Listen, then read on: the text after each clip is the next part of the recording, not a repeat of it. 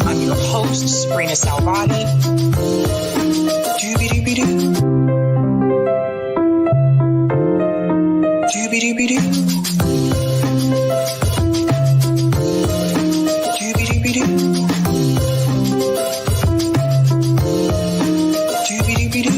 I'm your host, Sabrina Salvati.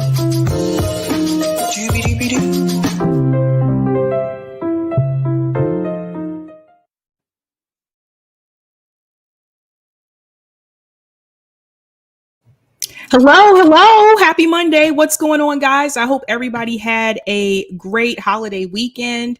I know I sure did. I needed that break. So welcome to Sabby Sabs podcast. I'm your host, Sabrina Salvati. If you are new, I want to let you know that Sabby Sabs podcast is a part of the Revolutionary Blackout Network. You can catch me there on Thursdays for the Roundtable and Fridays for the Sabby Show. And you can catch me here Monday, Tuesday, Wednesday, and Friday. What is going on, everyone? Shout out to everyone watching on YouTube, Twitter, and Rockfin. Greetings. I want to say hello to some people in the chat. Shout out to Miguel, says peace as always. Greetings. Dan O'Neill says, yep. Mad Scientist Mike says Chuck Todd is Sabby's new hairstylist. Oh, dear. No. That is funny. Greetings, Hannah G. Shout out to Justin Johnson, says Guten Abend Ali. I hope all of you had a happy holiday thus far. Doobie do. Same to you too as well, Justin. Greetings, Eric T. Red says happy Monday, lefty friends. Greetings, Delthea Simmons says happy holidays to you all. Peace Dove says this will make our day. Oh, we shall see. We shall see. Greetings, Valerie says, hey, chat friends and Sabby. Where a Pilgrim says, hey, y'all. Hello. I take it you are down south, Where a Pilgrim. Shout out to Lawrence Johnson. Always a pleasure to see you, says doobie doo. What's going on, Noli D, says Sabs. Shout out to Yipper99 says, hello, playing FF. Oh, Final Fantasy 14. That's a pretty cool game, huh? Are you playing online? I believe so. Greetings, Adam Wayne. Hey, Sabs, we must talk about Biden no plan. I know that came out like after I already got my news stories for tonight. I'll have to talk about it tomorrow. But yeah, that one's hilarious. I can't wait to get into that as well. What's going on, Tori? Always a pleasure to see you as well. All right, guys, I want to do something a little bit different here, which I have not done on the show. And I've been meaning to do so. And I've just been a little too busy, to be honest with you. But I want to give a special shout out to everyone who is a Sabby Sabs patron. I don't know if you can see them there. I'll zoom in a little bit here. Shout out to all the patrons. There are different categories for Sabby Sabs patrons. You can be a member, you can be a Sabby, a Sabster, or the ultimate. So I want to say thank all of you so much. This really helps me out a lot, especially when it comes to equipment, because as you can imagine, this is not cheap. A lot of the things that we have that we use are not cheap. What are we getting into tonight? So I have some interesting stories for you. I'm going to go ahead and share my screen so I can show my thumbnail here. All right, ladies and gentlemen, we're talking about Chuck Todd gets schooled. What did Chuck Todd say on Meet the Press? And what did Nicole Hannah Jones correct him on? We're going to get into that discussion. We're going to talk about Delta Karen. Something happened on a Delta Airlines flight over the weekend. It was not pleasant. Some of you may laugh at this video. I've watched it a couple of times already because I just think it's ridiculous. But we're going to talk about that. And we're going to talk about Republicans Stop Police Reform. Now, this is coming from Case Study QB. That's where I got the clip that I'm going to show you for that. Something that we need to be paying very close attention to and that all of us need to be concerned about. So let me go ahead and stop sharing my screen. So I think I'm going to start with the Delta Karen story. I want to start off with a little bit of humor here. So this weekend, there was a Delta Airlines flight going from Tampa to Atlanta to the ATL. And something happened on that flight between two passengers, an altercation that basically just goes from 0 to 10 like that. Now I'm going to show you the video, and I want you to think about what could have been done differently. Keep that in mind. So I'm going to go ahead and share the video here. And just keep in mind, they are on an airplane. So if you hear like this in the background, that's because they're on a plane. But yes. So to make a long story short here, a young woman who's a passenger on the plane had a problem with another passenger on this plane because he wasn't doing something that she wanted him to do. And she kind of decided to take matters in her own hands. And now she's being called Delta Karen. So let me go ahead and play that video for you. Yes, you are. Yeah, put your fucking mask on. Who invited you to come eating and I can drink your ass up? Don't you dare talk to me like that. God damn it. You stand, you're standing fucking step way I up. want to. Stand your ass up. Stand your ass up. Sit down, Karen. Karen? You're a goddamn Karen. No. Sit down. Sir. Sit down, Karen. Sit down, pussy. Ma'am, Listen, no, you're the pussy. Oh, no, I you're got the that. dick. ma'am, do you want the police to meet you on the ground? What about him? Mask up. Now. Mask up. Put your I'm mask eating Mask up. and drinking. I'm eating and drinking. You got your mask down, bitch. up, sir. Yes, I did. Stop it again. Now you're going to jail. That's assault. You're going to jail. As soon as we get in Atlanta, you're going to jail. Bitch. Karen. Hey, spit on me. Now you're double going to jail. Bitch. You fucking piece of shit. Piece of pussy. Sit down, Karen. Fucking Sit down, Karen. Sit down, fucking Karen. Look, she punched me. She Put your smashed my fucking face. mask on. Tell him to put his mask on. Put your fucking She mask punched on. me. She scratched my face. I wanted the fuck Put out your of here. fucking mask on. Put your fucking mask Put on. yours on, bitch. I will put my mask on. I will put my mask on when you put your mask on. Thank you.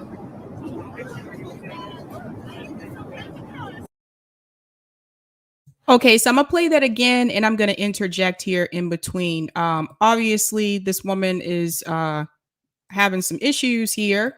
As you can tell, apparently, like the gentleman didn't have on his mask. That's what she was upset about, and she decided to take matters into her own hands. But I want to point out some hypocrisy here in just a second. Yeah, put your fucking mask on. Who invited you to come I'm eating and I can drink your ass up? Okay, I didn't know if you could hear that as well, but basically what she said is she told him to put his mask on. He didn't have a mask on, and he actually responds to her and says that he's eating. That's why he doesn't have it on, which you're allowed to do, by the way. If you're eating, you're allowed to have it off. But what was really interesting to me is I don't know how far her seat was away from his on this flight, but she left her seat, went over to this guy, and I noticed that even though she's telling him to put his mask on, she doesn't have a mask on.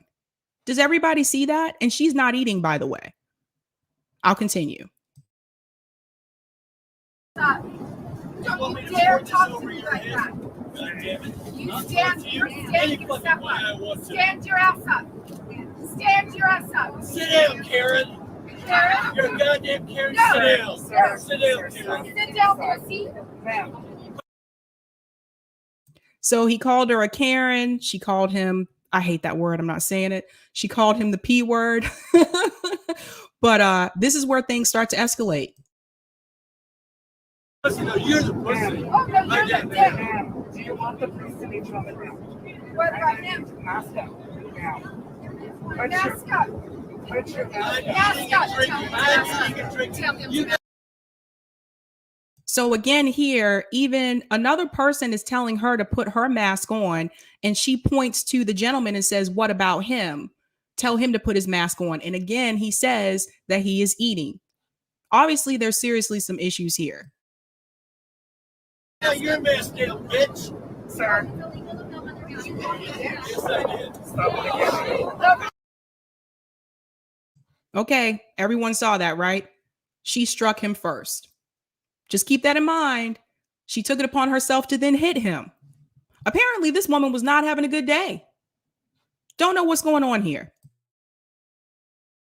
Now you're going to jail. That's assault. You're going to jail. As soon as we get in Atlanta, you're going to jail. Bitch. Karen. Hey, spit on me. And then she does one of the most disgusting things that you can do to a person. She spits on him. So I just don't understand how she allowed this gentleman to get her so riled up to the point where she's going to hit him and then spit on him. But here we are. Now you're double going to jail. Bitch. You fucking piece of shit. Piece of pussy, sit down, Karen. Fucking Sit down, Karen. Sit down, fucking Karen. Look, she punched me. She Put your smashed my fucking face. mask on. Tell him to put his mask on. Put your fucking She mask punched on. me. She scratched my face. I wanted to fuck Put out your of here. fucking mask on. Put your fucking mask Put on. yours on, bitch. I will put my mask on. I will put my mask on when you put your mask on. Yeah. See how quickly that situation escalated? It went from 0 to 10. Now, I personally think if she had an issue with what he was doing, by the way, he was totally in the right. He's allowed to have it off when he's eating. But if she had an issue, she should have contacted one of the flight attendants who they're always around. Let's be real. Asked like contacted one of the flight attendants to say something. But again, this is another example where someone is intervening in something that it was none of their business. He was totally in the right. And she just took it upon herself to go up to him and start fussing at him and yelling at him as if she was a figure of authority here. She doesn't work for the airline. She's just a passenger. So he called her a Karen because that's what she was behaving like. Like, seriously, like, this is just ridiculous. There was no reason for her to come up to him like that and berate him the way that she did. Then she even hit him. Now you have physical contact. This young woman is actually facing a lot of trouble. And I want to share a video about that as well.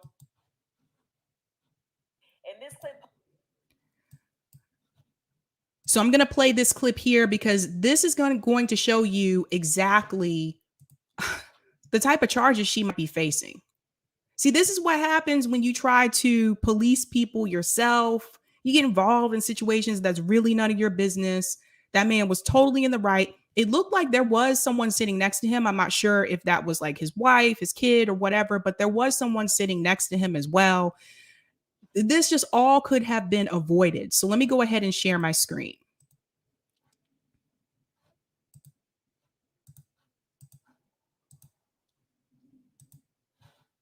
So here we go. Here are the charges that she is currently facing. Like, this is a big problem.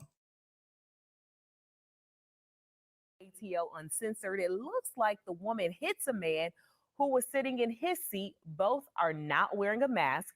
Atlanta police say the woman was detained once flight 2790 landed in Atlanta on Thursday and accused her of injuring passengers and Delta employees. The FBI took over the investigation, and so far, no charges have been announced. But our legal experts say this passenger could face some serious consequences down the line. She could also be charged with a felony by interfering with the lawful duties of not one, but two, I think maybe 3 flight attendants, because they had to restrain her and continually ask her to stop. She might also face criminal charges for assault, maybe battery. My understanding is she punched him, scratched him, and spit on him. And I think each of those individually can be a criminal charge, a criminal count. We've heard so many of these stories. Shout out to the flight attendants. This is not what you signed up for. Now, I'm assuming this was holiday travel. I'm not sure if they were on their way to Christmas or coming home from Christmas, visiting family or whatsoever. But just like that, in those few minutes, actually, that was like a minute and 50 seconds, your life can change because of the decisions that you choose to make. And so she could be facing a felony. Like, guys, they got the FBI involved. This is a serious situation. And this is what happens when people try to take matters into their own hands and they think that they can police other people and tell other people what they should and should not do. There are flight attendants on that plane for a reason. You can always go to one of them, but she was clearly in the wrong here. And I guess maybe she took great offense to when he called her a Karen. But to be honest, that's what she was behaving like. What gives her the right to just come in and tell him what to do? I'm seeing more and more of this, like more and more of these videos where people just think that they can just come in and tell people what they're doing wrong and it's not their job. And there are people who are present who are in those positions that can do that. And instead of going to those people, they decide to do it themselves. It's absolutely bad. And one of the things I wanted to point out with that video is that it's a small part of a larger issue. Do you guys see the divide? This is a divide that we have right now. It's not something that's just on the left, the right. It is happening right here in this country. It's happening globally where people, this whole mask like situation, I have to be careful how I word this on here, but this whole like mask situation, this is just, it's nuts now. Like you have people, we're so divided now over this. People are so divided over this whole pandemic and over the mask situation that we're not paying attention to other issues that are going on that really, really need our attention. And it's just another way to divide people. It's a distraction. So now we have people on this side, and you guys have seen these videos and you've heard about this as well. People who are against like mandates, people who are for them. There's a division there. There's a division between people who agree with the jab, people who don't agree with the jab. There's a division there. And then you have a division between the whole mask like situation. People who feel like you should have it on at all times. People who feel like you should not have it on at all times. I feel like, again, this is partially due to mainstream media, because mainstream media has invoked so much fear in us over this entire situation that people are just freaking out. People are freaking out over things that even now, where the CDC has told us where we don't have to worry about certain situations, people are still freaking out. Guys, I know people today that still don't want to leave their house. Like dead serious. We're on year 2 of this. Because people have sat there and they've watched so much CNN and MSNBC and Fox News, and they are just petrified. And it's all they're thinking about. This is what happens. They put so much fear into us. And then instead of coming together over that fear, we end up turning on each other. It happens. Something I tell people sometimes is it's really good to just turn off your TV. Sometimes that's a good thing to do. I remember when the Boston Marathon bombing happened, we were just watching TV the whole day when we were on lockdown because we're trying to figure out, did they catch him yet? Did they catch him yet? And we just kept hearing the same story over and over and over. And eventually we're like, we need to turn this off because it wasn't good for us. It just made us more afraid. So sometimes, guys, it's just good to just turn the TV off.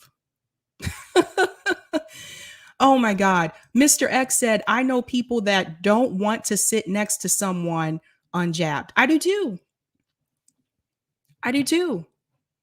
Mike says that 80% of America's unjabbed 40-year record judges, ACA covered highest ever, all wars ended. JB is in the house. What's going on? JB says the mainstream media keeps saying the same thing over and over. And guys, if you watch this, this is what they do. In fact, JB just did a show, I think it was not this past Sunday, but the Sunday before, talking about propaganda from mainstream media. And he played a video where he showed all these different news stations using the same talking points, you guys. This is what they do. If you watch the 6 o'clock news, the 6:30 news, 7 o'clock news, it's the same thing. Just on replay, the same story. And so that's why I say, and I'm not saying that you shouldn't pay attention to the news at all, but sometimes I am saying sometimes it's good to just take a break and turn the TV off, because if you continue to hear it over and over, you're just going to become more afraid. So this is what's happening here. Now we have this divide. This is why you have this woman on this plane acting a fool. And to that gentleman's defense, he had every right to stand up for himself. And she hit him and she spit on him. He didn't touch her. Did you notice that? Which he should not. Because the first thing people would say is, oh, that man hit that woman. Could you imagine how this story would have been differently if he would have put his hands on her? We may not have even seen the first part of that clip. But this is what's happening right now. People are gone wild. People are turning on each other like crazy. It's like animals. And this is not needed. If anything, we should be coming together. You heard Joe Biden today say, and I didn't have a chance to put this in my news story. Joe Biden today said, look, it's up to the states.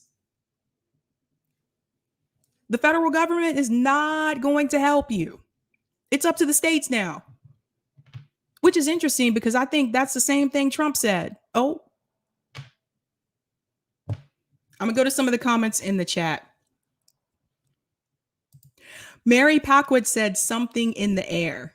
Something, absolutely. I mean, people have lost it, you guys. If you could see like some of the behavior, that's just one video. That's just one example. If you could see some of the behavior that I've seen of people, it's just, it's disgusting. It's ridiculous. Quaker Anarchist said, no excuse on the lady, but we are all getting wound up from work, family, neighbors, customers everywhere. We're becoming so stressed. I see car without lights, narrow missed pedestrians, etc. Crazy. Yeah, everybody, honestly, we need like a one big vacation, one big break. People are stressed out. People are freaking out. People are turning on each other. It's crazy. Shout out to Dorothea Simmons. She's a Sabby member, says local news outlets aren't that local. They get talking points from their corporate overlords. This is true. This is true. I interned at a local TV station when I was in undergrad. So yeah, it's true. It just, like, I don't know. I don't know, but I just think we need to like just take a deep breath and like calm down. And it's crazy too. Like, this was a holiday weekend. You see how people are behaving? This is a time where we should be joyful, coming together with family and friends. But no, we're fighting people on airplanes. In the air. In the air. Can you imagine? She's Black said, I wish a MF would. These people are nuts. It's crazy out there, you guys. It is not safe. Bruce Jackson said, I take a deep breath before I step outside. Yeah, it's so different now. It's so different. And sometimes it's hard for me to remember how things were like before the pandemic like hit, because I just don't, I haven't experienced that in over a year. So it's crazy.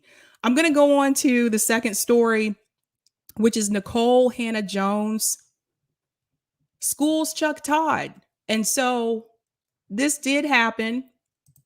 I'm going to play the video clip, and I want to go ahead and set this up for you first. Now, what you have to know is that this was a part of Meet the Press. Chuck Todd is on there. I know a lot of us are annoyed by Chuck Todd. I am one of them as well. But what I want you to pay attention to with this story is I don't want you to focus on the personalities. I don't want you to focus on the fact that you dislike Chuck Todd or you dislike Nicole Hannah Jones, either one. I want you to focus on what is said. And then I'm going to explain to you why it was said. And for those who do not know, Nicole Hannah Jones, who I talked about her a couple shows ago before, I think this was like a couple months ago. She was the professor that was denied tenure from the University of North Carolina, and she sought excuse me one second. She reached out to get a lawyer to see what her rights were. Because of discriminatory practices at the university, this happens all across the United States. It is not unique to UNC, where African American professors are just ghosted when it comes to tenure, even if they meet all of the all of the requirements. We saw this happen with Dr. obviously Cornel West as well with Harvard. So that is who Nicole Hannah-Jones is. She's worked on numerous projects in reference to race. She has a lot of knowledge here. So Chuck Todd is on here, and this is Meet the Press. And they start talking about critical race theory. And I want you to pay very close attention to what Chuck Todd says. I watched this video 4 times, and I noticed his mistake the very first time I watched this video. So here we go.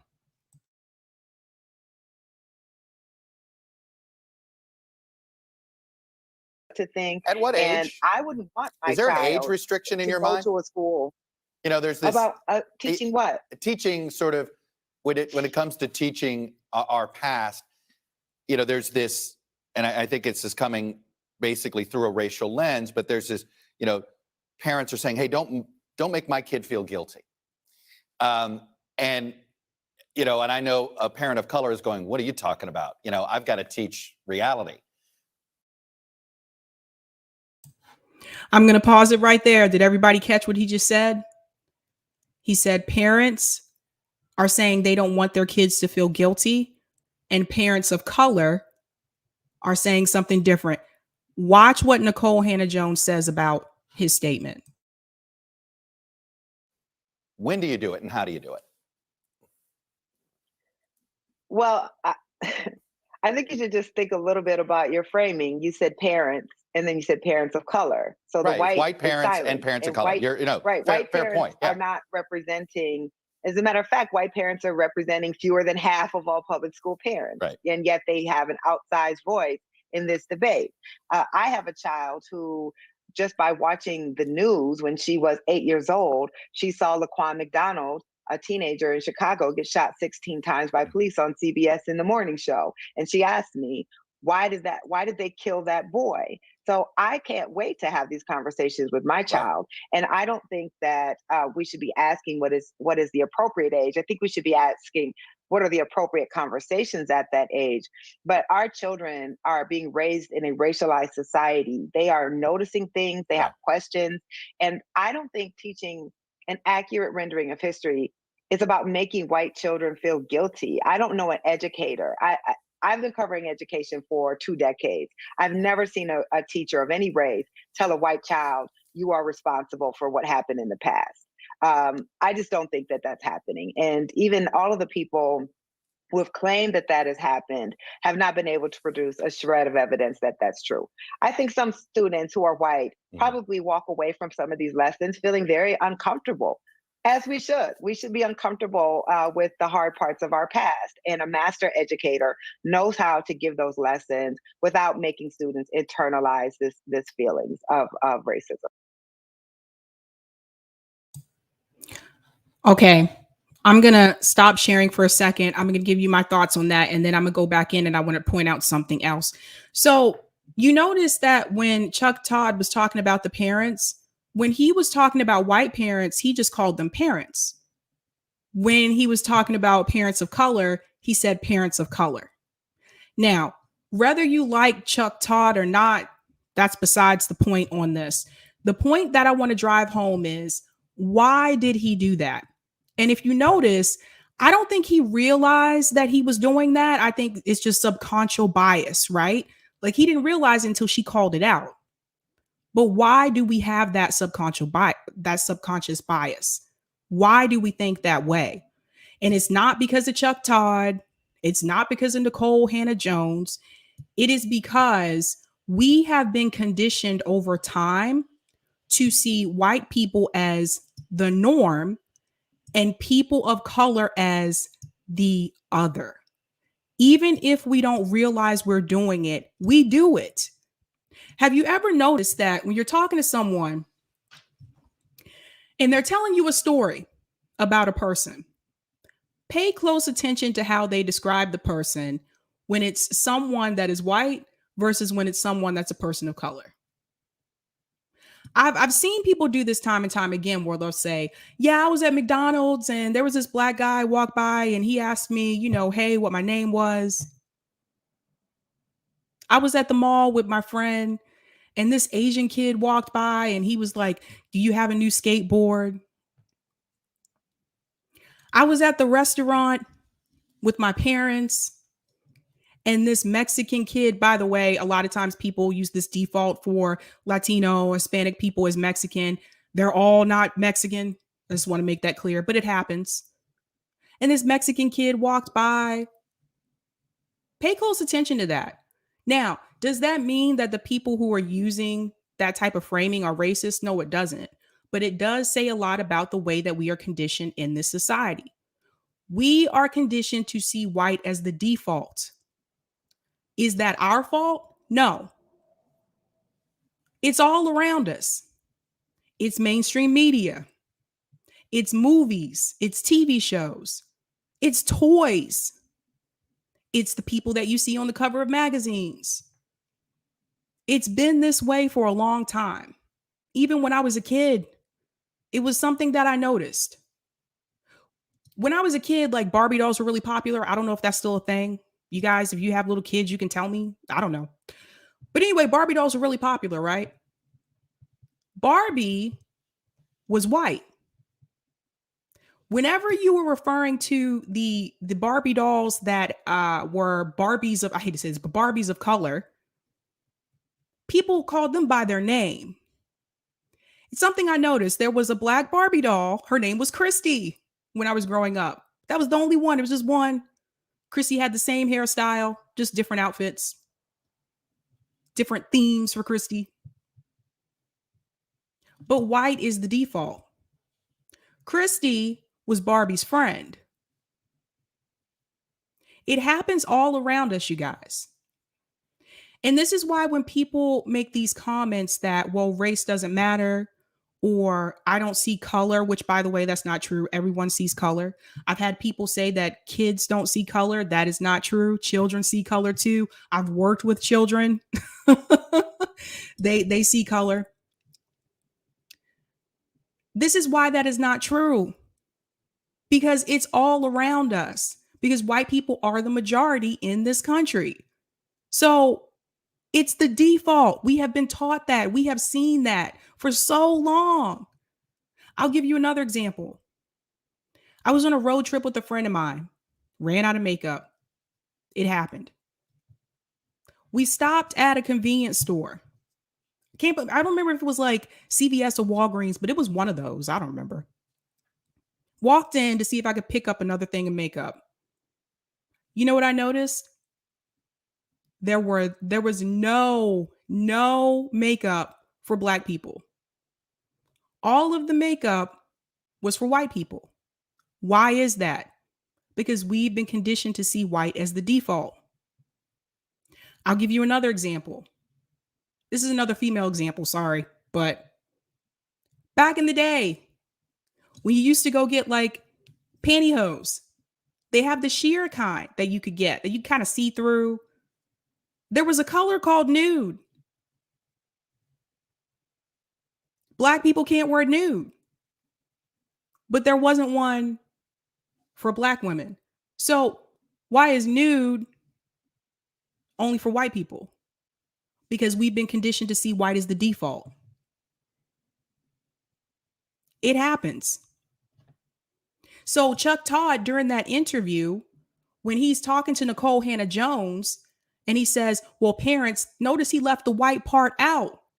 He didn't feel a need to say it because we see white as the default. This is one of those things that I learned when I got my certification in DEI. This is one of the things I learned, that all this time throughout my life, I didn't even realize this was happening, but it happens. And it's something I want us all to pay close attention to. Now, I gave you some examples for women. There are examples that affect men as well. But I'm glad that Nicole Hannah Jones pointed that out to him, that he needed to change his framing. But there's something else he did in this video that I want to point out as well that I wasn't too fond of either. So here we go. I'm going to pause in between and I'm going to show you what he did. To think At what and age? I wouldn't want my Is there an age child restriction in to your go mind? to a school You know, there's this. about teaching what? That right there. Notice how he continues to interrupt her. Notice how he continues to cut her off. Do you guys notice this? Watch this again. Watch. To think At what and age? I wouldn't want my Is there an child age restriction in to your go mind? to a school You know, there's this. about teaching what? Teaching sort of when it comes to teaching our past, you know, there's this, and I think it's just coming basically through a racial lens, but there's this, you know, parents are saying, hey, don't make my kid feel guilty. And, you know, and I know a parent of color is going, what are you talking about? You know, I want to point out another thing that he did in this conversation. Notice he put the white parents first. Again, this is not on Chuck Todd necessarily. But again, it's something that we do subconsciously by default. Pay close attention, you guys. I'm going to give you another example of that after this, but I'm going to go on to show you something else. I've got to teach reality. When do you do it and how do you do it? Well, I think you should just think a little bit about your framing. You said parents, and then you said parents of color. So the Right, white parents is and parents of and color. white- You're, you know, right, fair, white fair parents point. Yeah. are not Notice again, he interrupted her. Do you guys see now when I talk about like intersectionality, this is something like as a Black female, I have to deal with all the time in the office space. And it doesn't just happen to Black women. It happens to us women a lot. We get cut off by men oftentimes. He's not even letting her finish what she said. He's like, okay, yeah. You know, you see what I'm saying? I'm going to go back in. representing. As a matter of fact, white parents are representing fewer than half of all public school parents. Right. And yet they have an outsized voice in this debate. I have a child who, just by watching the news when she was 8 years old, she saw Laquan McDonald, a teenager in Chicago, get shot 16 times by police on CBS in the morning show. And she asked me, why did they kill that boy? So I can't wait to have these conversations with my child. And I don't think that we should be asking what is the appropriate age. I think we should be asking what are the appropriate conversations at that age. But our children are being raised in a racialized society. They are noticing things, they have questions. And I don't think teaching an accurate rendering of history is about making white children feel guilty. I don't know an educator. I've been covering education for 2 decades. I've never seen a teacher of any race tell a white child, you are responsible for what happened in the past. I just don't think that that's happening. And even all of the people who have claimed that that has happened have not been able to produce a shred of evidence that that's true. I think some students who are white probably walk away from some of these lessons feeling very uncomfortable. As we should. We should be uncomfortable with the hard parts of our past. And a master educator knows how to give those lessons without making students internalize this feelings of racism. All right. I want to go to one of the comments that hit Flicks. He also assumed that all parents of color are on the same page. Asians, Indians, Latinos aren't on the same page on this topic as Black Americans. Thank you so much for pointing that out, Hitflix. This is heavily important. People, we're not a monolith. We're not. And I want people to understand that. Yes, all of those groups that Hitflix just mentioned, yes, we are all minorities in this country. But we have different needs. We have different expectations. The needs of each of those groups are different. They're not the same. And oftentimes people will do this. They'll just lump us all together as one group without addressing each one. Now, I did not see the entire segment for Meet the Press, where they talked about schools and race in America. But it was very interesting to me that here we are in 2021 and we have this huge debate over critical race theory. And it's interesting about whether or not we should teach what happened to like Black Americans in this country in schools. It's interesting to me because that was not even an issue when I was growing up. We learned about slavery in school. We learned about the civil rights movement. We learned about segregation. We learned about Jim Crow. It wasn't an issue back then. Now, all of a sudden, it's an issue. And are those comfortable conversations in the classroom to have? No, they're not. But when Chuck Todd says, like, you know, white parents, what he meant to say was white parents, they don't want their kids to feel uncomfortable. Are we only supposed to talk about things that make people feel comfortable? Is that what we're supposed to do? I remember when they were talking about taking away sex education from the schools because they said some parents felt like it would make their kids feel uncomfortable. So we're just not supposed to talk about sex education at all? The kids are just supposed to be aloof. They're just supposed to like figure this out when they're an adult. Do you know like some girls are pregnant before then? We're just not supposed to talk about it.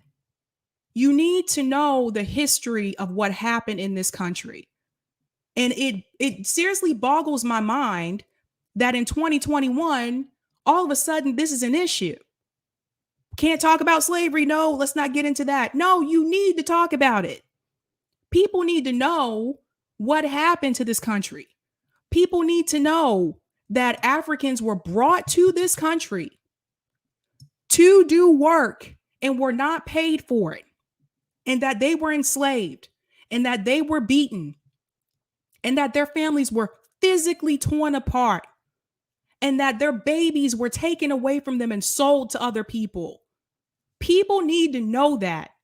And if you don't want your kids to know that story, you need to ask yourself why. What are you so afraid of? Because what is going to happen if they don't learn about it in school, that doesn't mean they won't find out about it. We are dealing with the internet age. You think those kids don't know how to go online and Google? If they can make a TikTok video, they can Google. There are ways for them to find out that information. And when you go online, you may find out information that's not even true. Why can't it be taught to them in the classroom is what we need to ask ourselves. So yes, it is very frustrating to me that this is an issue in 2021. It's just another thing to divide us over again. And it is important that kids learn about slavery as well, because that is also connected to capitalism. Africans were brought here to do free labor, free work. People need to know that. People need to know just how corrupt the system has been in this country, and it's been this way for a long time. Delthea Simmons said, after an argument with a white classmate, I asked my father if Santa was Black. His answer was, in this house, he is. This goes back to what I was saying about the default. It's true. Even when you think, I'm going to talk about subconscious bias in just a second again. Even when you think that you're not doing it, everyone has bias.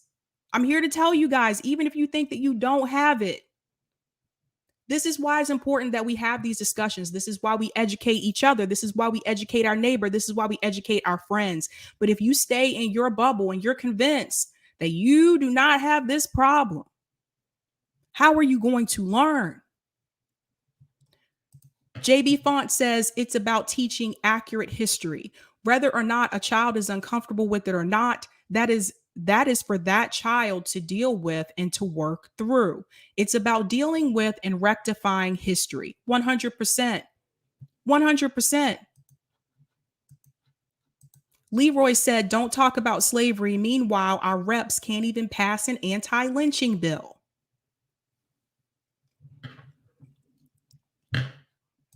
Well said. What else can I say? Quaker Anarchist said, parents think their kids are them. parents don't want to be uncomfortable. So they don't want their kids to bring these thoughts home. That's a good point to bring up, Quaker. I'm glad you mentioned that, because I've wondered that too sometimes, that maybe it's not so much about their kids feeling uncomfortable. It's more about the parents feeling uncomfortable, that they don't want to have those conversations with their kids. I don't know. But to pretend like a certain segment of our history just did not happen because you want to make sure that people are comfortable, that's poor education. And I say that as someone who works in education. You cannot do that. You cannot dismiss a whole history of people who basically built this country. You cannot. Lawrence said it must have freaked out Bethlehem when Mary gave birth to a white baby. Oh, that's interesting, Lawrence. That's an interesting comment. I'm not even going to get into the whole religious conversation tonight, but that, yeah, it's something to note. But I want to talk for a little bit about being comfortable, because this is important for people to understand as well. I think a lot of times we feel like it's easier if we present talking points and we present a narrative that makes the majority comfortable. Is that easier? Absolutely. Is it right? I don't think so. And sometimes what's right means that you have to make some people uncomfortable. That's just the reality of the situation. Now, one of the things I've talked about before on this show, if you pay very close attention, you will notice, obviously, there are not many Black people in this space. You don't see many Black commentators on the left. Before, like RBN, all of us at RBN, before Glory at Slow News Day, there were maybe 2 or 3, right? So there are more of us now, but there's a reason for that. Because we have noticed that even on the left, when it comes to the racial issues, a lot of times they were presented by white leftist commentators in a way that would still make white people feel comfortable. Don't believe me? Go back and watch some of those videos from some of these big leftist commentators. Most of them are men, by the way. Watch some of their talking points when they talk about race, when they talk about reparations, when they talk about defunding the police, even when they talked about George Floyd. It was one of the things that I noticed. Their job is to make sure that the majority are still comfortable. Now, those of us who are not a part of the majority, which is me, I'm not. Could I do that? Absolutely. That's easy to do. Would I do that? No. Because I have to give you the perspective that I have as a Black person and as a Black woman. And it would do a disservice to not tell you that part. When I brought on Marcus recently and we talked about how FDR's New Deal hurt the Black community and the things that happened to the Black community after that, you weren't hearing that from those white leftist commentators, the ones with the large platforms. You need to ask yourself why. I know the answer. Again, like I said, their job is to make sure that they keep white people comfortable, even if it's on the left. Now, I got a book. Haven't started reading it yet, but I am. This book is by Robin DiAngelo. You may be familiar with her. She wrote a book called White Fragility. There were some commentators on the left who didn't like that book. Didn't read the book, but didn't like it. This book of hers is called Nice Racism. And it says how progressive white people perpetuate racial harm. This is something that I've been talking about for a long time, even before I started my show, because I live in a city that is progressive in Boston. Cambridge area, Boston, Cambridge, Somerville, that's progressive. But I also noticed how some of those progressive people didn't really click when it came to issues that Black people needed to fight for.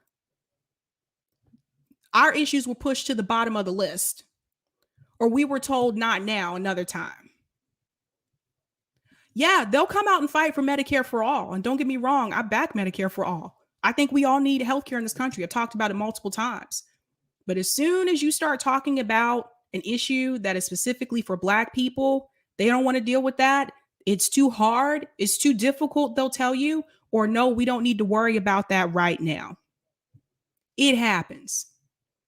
Even in Boston, Los Angeles, New York City, some of these progressive areas, so to speak, once you imply that something is specifically for a group that may be a minority and they're not included as a part of it, all of a sudden they're out.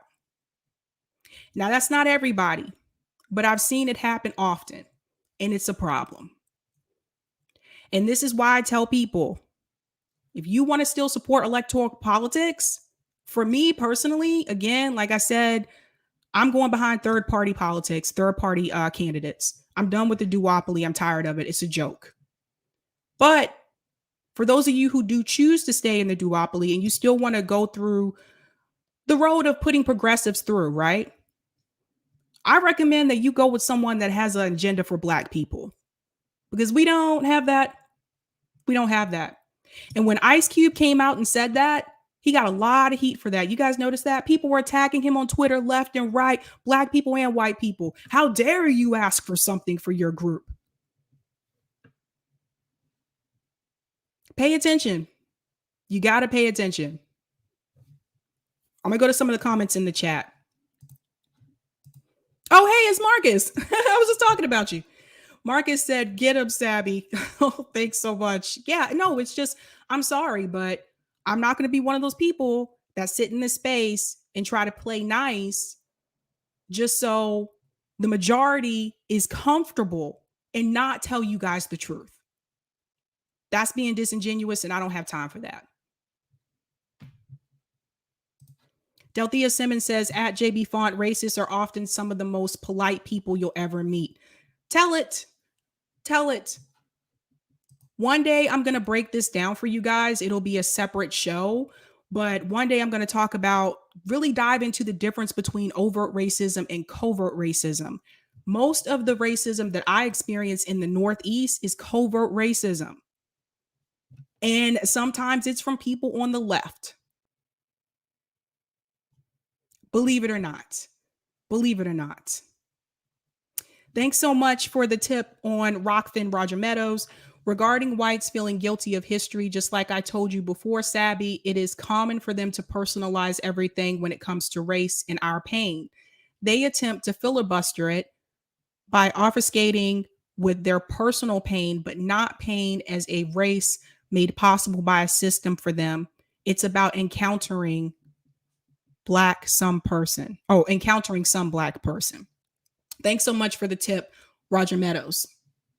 I want to show you something, because again, I see a lot of people make this comment that race doesn't matter to them. It's not important.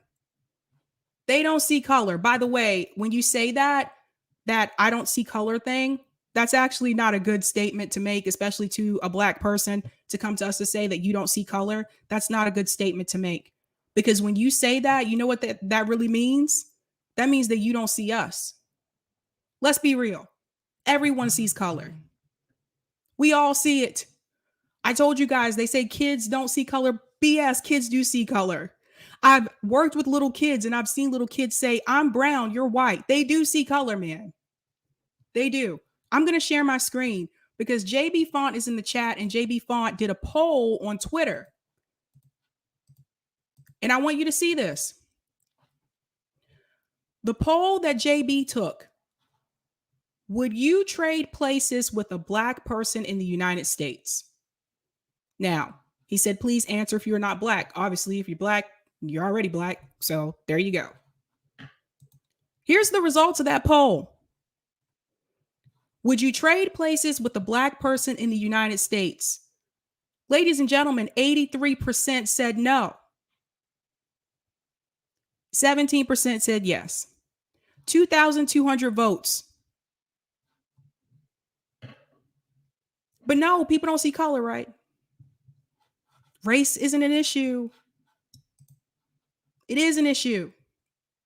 83% said no. Because they know that black people have a difficult time in this country. They know that black people are treated different in this country. They see it. So let's stop pretending it's not a thing. Let's cut that out. Now I'm going to show you a video. Now this is from David Bowie. David Bowie has an interview. Let me go ahead and pull this up. Someone brought this to my attention. He has an interview with Mark Goodman. Now this is from I think 1993. Let me share my screen because I want you to hear what they say in this interview.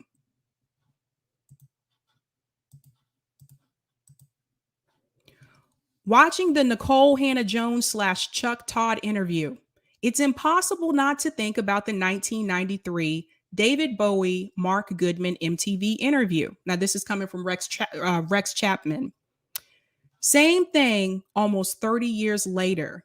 Why is it always what's acceptable to white people? Now, I'm going to mute my mic and I want you to hear this interview. I want you to pay close attention to what's said in this conversation. We don't have any kind of...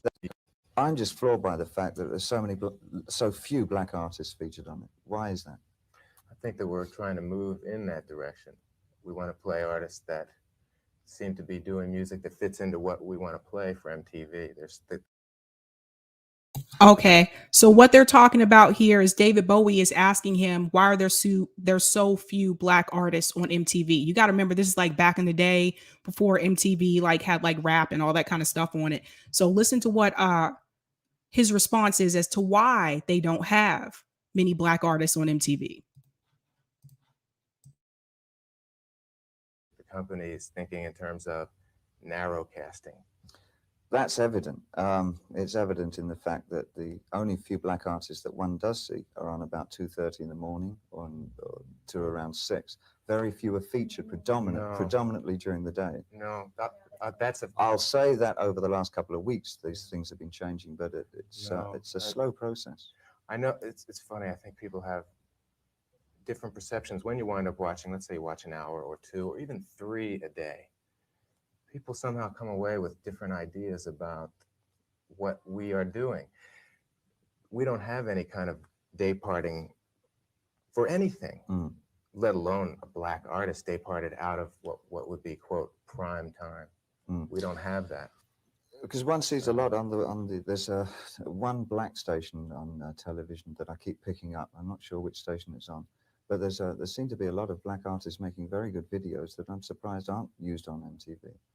Well, of course, also we have to try and do what we think not only New York and Los Angeles will appreciate, but also Poughkeepsie or Midwest. Pick some town in the Midwest that will be scared to death by Prince, which we're playing, or a string of other black faces. That's and black very music. Interesting, isn't it? I'm just going to jump in here for a minute. If you notice what he said, we have to think about what works for New York as well as Poughkeepsie and towns in the Midwest. Again, it's all about what makes white people comfortable. Now that's 1993. Here we are in 2021 and we still having the same problem. This is very important for people to pay close attention to. It's also funny to me that he mentioned Prince. He said we can't play, Prince would scare towns in the Midwest. Prince was from the Midwest. Don't even get me started. Going back in. Isn't that interesting? We have to play the music that we think an entire country is going to like, and certainly we're a rock and roll station now. The question would be asked: well, since we're in New York, should PLJ play the Isley brothers. Well, you and I might say, yeah, because we have grown up in an era when the Isley brothers mean something to me, and so do the Spinners, even way after the Isley brothers. But what does it mean to a 17-year-old? Well, if you talk on the phones to these guys like I did when I was in radio, it's Well, scary. I tell you what it means. I tell you what maybe the Isley brothers or Marvin Gaye means to a black 17-year-old. And surely he's part of America. There it is. Boom, right there. Notice the interviewer says, what does it mean to a 17-year-old? He did the same thing that Chuck Todd just did, you guys. What does it mean to a 17-year-old? Again, he's talking about white 17-year-olds. He left white out because we have been conditioned that white is the default. Do you guys see it now? And so David Bowie chimes in and he says, well, I can tell you what it would mean to a black 17-year-old. The interviewer goes, he wasn't even thinking about black 17-year-olds. Do you see that? Going back in. America as well. No question. No question. See? He did the same thing that Chuck Todd just did. Because subconsciously, when he was talking about the 17-year-olds, he was thinking about white 17-year-olds. He wasn't thinking about black 17-year-olds. And you know that because David Bowie jumps in and says, well, I can tell you what a black 17-year-old would think. Even David Bowie knew he wasn't talking about black kids. He was specifically talking about white kids. 1993, 2021, same thing happening. So when people say that we don't have this issue, that is false. We do have this issue.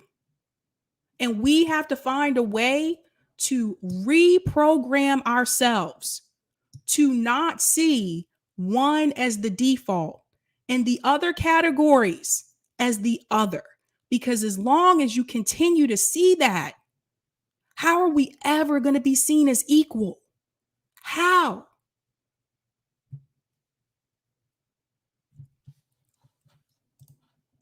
Delthea Simmons said, oh, sorry. Oh, that one went away. Delthea Simmons said, Sabby, I wrote a poem called Colorblind. I recited it in a multiracial, very liberal church one Sunday morning. 4 people got up and walked out. I'm not surprised. I'm not surprised. They don't want to see it. They don't want to hear it. They want to pretend it does not exist. Marcus says, like there aren't black people in the Midwest. Exactly. You see what I mean? The thinking. It's a problem we have. Now, is this something that can be fixed in one day? No. But I think what we can continue to do is to educate ourselves. But we have to reprogram ourselves to think differently. And that is not always easy to do. Josana says this best when she says you have to decolonize your mind. And it's true. It's true. I'm going to move on to the third story. I know some of you are probably happy like you got to see David Bowie tonight. David Bowie was a real one, huh? He was pretty cool. Pretty cool. Because we have another issue that we need to talk about. Now, this is concerning police reform. And so I got to give a shout out to Case Study QB for this because he shared this clip on Twitter. In this video, you're going to see Nicole Malatakis. Now, she is a Republican representative for Staten Island. What I want you to pay close attention to here, she talks about Build Back Better, but of course we knew that the Republicans wouldn't be in favor of that anyway. But there's something that she says at the end of this conversation about police reform that really gave me pause and made me think, wait a minute, why would you have a problem with that though? So I'm going to mute my mic and I'm going to play this bit.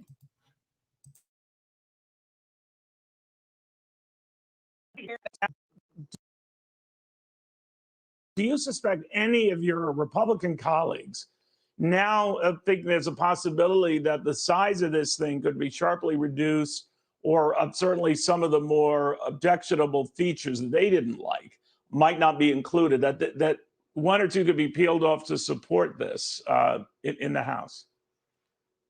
It's hard to say what may happen if the bill is a totally different bill. What we do know is that Build Back Better is dead, and that's a tremendous feat for the Republicans who unanimously voted against it in the House. But Neil, also other victories. We stopped the anti-police measures this year. We stopped the radical election law changes, the attempt to use taxpayer money to fund campaigns, to take qualified immunity from our police officers. And let's not forget Jerry Nadler's.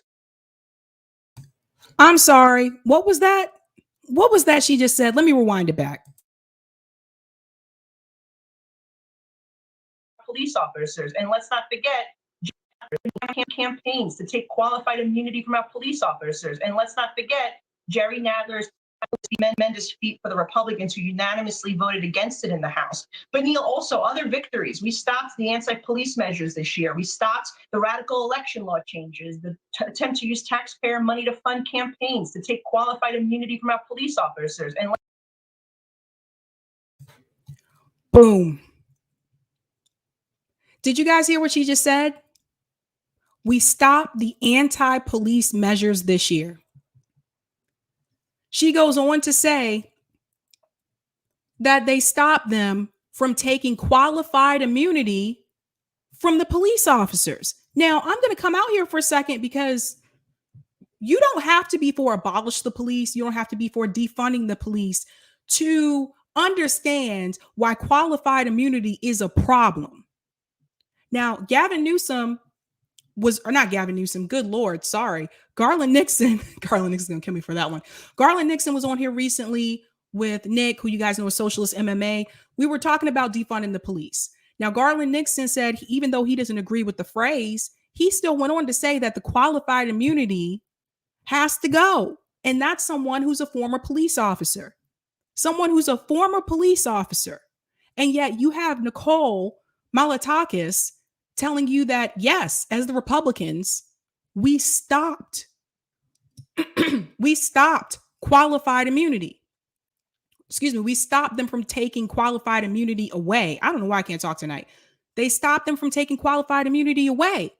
Now, whether you're for abolishing the police or defunding the police, why would you be against removing qualified immunity? Qualified immunity is the reason why a lot of these police officers do what they do, why they have police brutality in this country, because they know that they can get away with it. So why would you try to keep that? You guys catch this? And she said it kind of fast, you know, like I was listening to it in passing, and then I was like, wait, what was that? Rewind. Now, you don't expect them to be for Build Back Better. I don't expect them to be for abolishing the police or defunding the police. But why in the hell would you want them to keep qualified immunity? After everything that we saw happen last summer, after George Floyd, you want them to keep qualified immunity? My phone is buzzing. Why is this happening to me live? I thought you were on silent. No, you are not. You want them to keep qualified immunity? Are you kidding me? Why? I thought we all supposed to be on the same page. I thought we're all supposed to be equal, remember? We're all supposed to be the same. So why would you want one group to be able to be immune to any type of behavior that they do on their job, but everybody else gets penalized for it? How can you be pro police brutality? Whether you're Republican, Democrat, Independent, whatever. How can you be for that? That does not make any sense. How can you be pro having one group be above the law? And the gentleman whose show she's on Fox Business, he just continues to talk on like it's no big deal. I'm like, wait a minute, red flag, red flag. Give me a break. You want these police officers to continue to get off with anything, regardless if they're guilty or not? Tell that to George Floyd's family. Tell that to Eric Garner's family. Tell that to Oscar Grant's family. It's a long list of names, you guys. I don't have time to go through all of them, and those are just the ones that we know about. And she is speaking on behalf of the Republican Party. She said Republicans. Now, some of you may be surprised and you're like, wait a minute, a Republican from Staten Island? Staten Island is actually pretty red. Believe it or not. I used to live in New York City. Staten Island's actually pretty conservative. So there's just no excuse for that. Now, this is one thing I will say. As much as I dislike Joe Biden is not for abolishing the police or defunding the police. Obviously, he's giving more money to the police. But one thing that Joe Biden was for is that we need to get rid of qualified immunity. Now, that's something that he said during town hall. He said it in press conferences multiple times. Now, granted, some people are like, it's Joe Biden, who knows what he really means these days. But even he spoke out against that. So what's the issue here? You want them to be above the law. So you guys see this police state that we have? They not only want to continue to give the police more money, they want the police to be able to get away whatever the fuck they want. That's the country we're living in. And she goes on this talking point bragging about this like this is no big deal. No, this is a problem. You believe police should be above the law. That means they can do whatever. Now, Nick is probably going to talk about this tonight on the Nick and CJ show, so I don't want to get too much into it. But Nick sent me an article earlier today that just revealed a whole freaking police force in Fairfax, Virginia, which is right outside of DC, by the way. They were involved in sex trafficking. So under Nicole Malatakis' belief and the Republican belief that they should not have qualified immunity taken away, those police officers would not be punished. Are you fucking kidding me? Pay close attention. Pay close attention. And she just kind of mushed it in there with all the other things that she was saying. She was like, well, we stopped, we're Build Back Better. We stopped da-da-da-da. We stopped the anti-police measures. We stopped them from taking away qualified immunity. Pause. And I've said this before and I'll say it again. Regardless if you're on the right, the left, in the middle, or up in the clouds, no one should be in favor of that. That is seriously a problem that we have with the police force in this country. This is why we have so many incidents of police brutality, because they know that they can get away with it.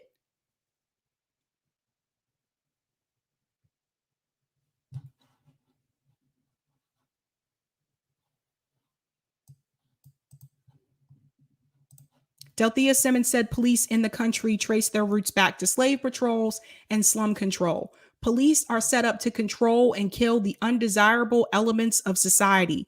They need immunity in order to do that. There you go. You have to think about the history of policing in this country. That's where it comes from.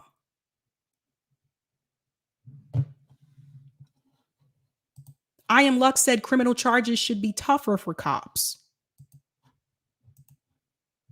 This is absolutely appalling. Do you see how they made this a left-right issue? This should not be a left-right issue. This should be a human rights issue.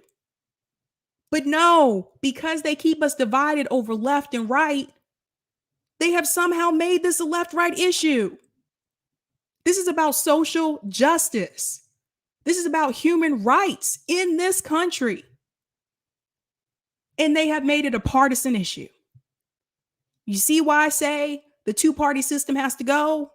Because they have convinced us that certain issues that we're all fighting for, that we all should be fighting for, which are human rights issues, which are social justice issues, they have convinced us that it belongs to one party or the other. And so if you were born and raised a Republican, you're told you should be against it because that party is against it. If you were born and raised a Democrat, you're told you should be against it because that party is against it. This is why the parties have to go. is so corrupt. I just wish people could see the issues for what they are and not connect them to a freaking party.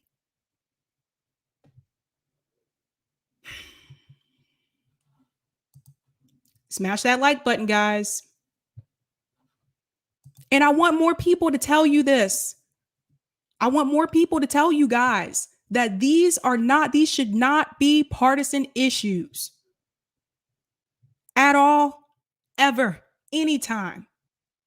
Even when you go back to the George Floyd situation last year, that should have not been a partisan issue. And we sat there and we let CNN and Fox News make it a partisan issue. It's disgusting.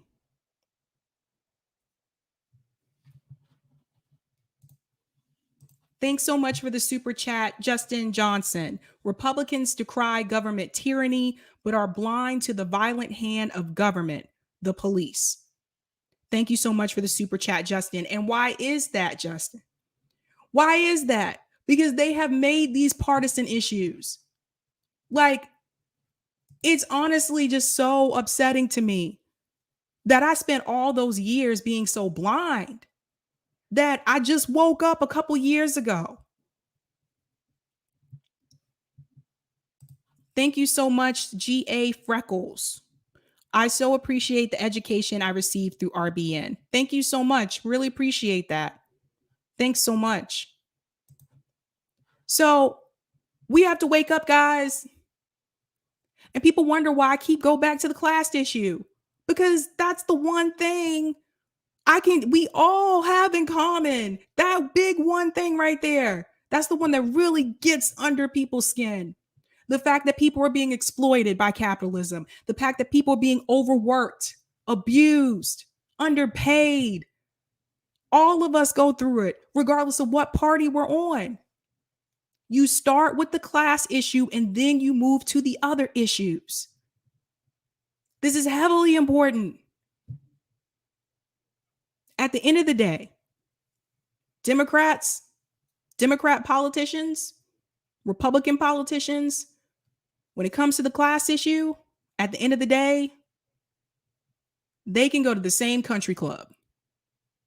We cannot. That's my time.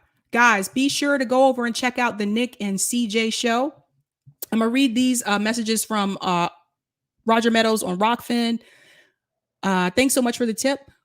We must tell the government to stop giving each group a pie, but when it comes to us, we're expected that we must share our pie with others.